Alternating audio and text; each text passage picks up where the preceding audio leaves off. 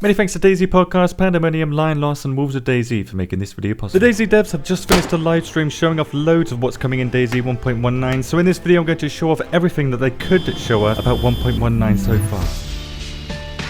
I'm going to be going through the list in chronological order so that you can watch the live stream yourself to find out more details about it if you want to. With that said, the very first thing they mentioned was that their swimming under the map exploit has been fixed internally. Whether or not that's going to be an experimental 1.19 is unknown at the moment, along with some other bug fixes to do with the player controller, which might mean that the hand bug is now fixed, but we'll see. The player controller now also slows down our characters in deeper water as shown here in this pond, and the inertia of our characters has been increased when sprinting, which will be noticeably different, they said, and the speed our characters can zigzag has been slowed down too. All items will now spawn in a lower than average condition, so we'll see a lot more damaged items like clothing, tools and grenades being badly damaged. Amazingly, when thrown, items will now make sounds when they hit surfaces, but not all surfaces made sounds when you hit them, meaning that grenades will now make sounds on most surfaces. Server owners can change vehicles from manual to automatic transmission in the server configs, and vehicles will now have a freaking horn. GPS receivers were also added showing the X and Y coordinates of a player and also your altitude. If you have a map and you have a GPS inside your inventory, the map will display the GPS in the bottom left hand corner here, and if you have a compass it will fit in this circle here too. When losing control of a vehicle, a locked wheel icon will appear in the HUD to warn you that your vehicle is losing control.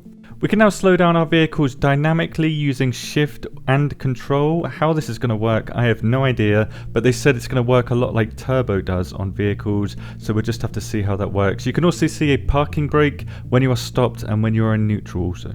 The new eye patch obstructs your vision slightly on the left side here. You cannot wear two of these at the same time, and I have no idea what this does or what the purpose of the eye patch is. A 5-round mag for the SSG-82 was found in the police station, and then he found an SSG on the roof of the police station too. He fired it later in the stream, which sounds like the BK-18, and it will come with a fixed optic like the smaller Orge one. Apartment buildings now spawn civilian loot on Livonia, and it was confirmed that Chernarus apartment buildings will also spawn loot too, so this is going to be loot like clothing, food and civilian weapons. A new stealth attack animation has been added, this one aiming for the neck of the infected. The animations for stealth attacks has been aligned better too, and it looks much more smooth and responsive.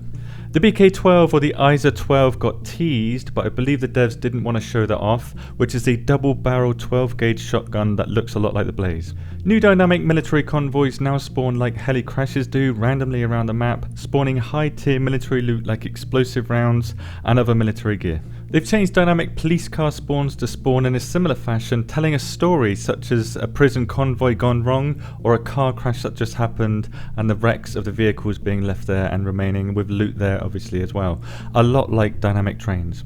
A new bleeding indicator that changes based on where you're bleeding and how much you're bleeding is shown here, which will be shown regardless of if you have your HUD deactivated or not.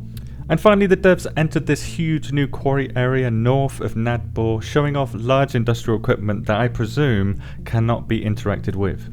At this point in the stream, they mentioned that water now has reflections on it and that you can now adjust the reflection settings in the menu. That was where the stream ended, with the Humvee coming in and killing the devs in the quarry. If you want to view the whole thing, you can. It's about 2 hours long. Link is below. Thank you very much for watching, and more to come on DayZ 1.19.